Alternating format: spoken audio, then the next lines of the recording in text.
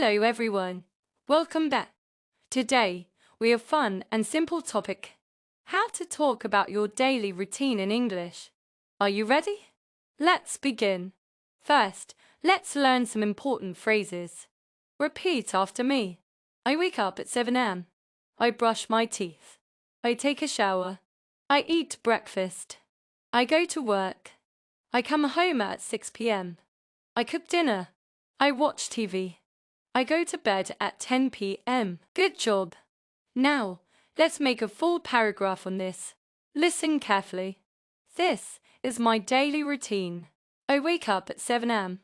I brush my teeth and take a shower. Then, I eat breakfast and go to work. I come home at 6 p.m. After that, I cook dinner. Watch TV for a while. Then I go to bed at 10 p.m. Now it's your turn. Pause the podcast and try to talk about your routine. Don't worry about mistakes. Practice is the key. Before we finish, here is a small challenge for you. What time do you usually wake up? Comment it. Thanks for listening. Remember, practice a little every day. You are doing amazing. Bye-bye, take care.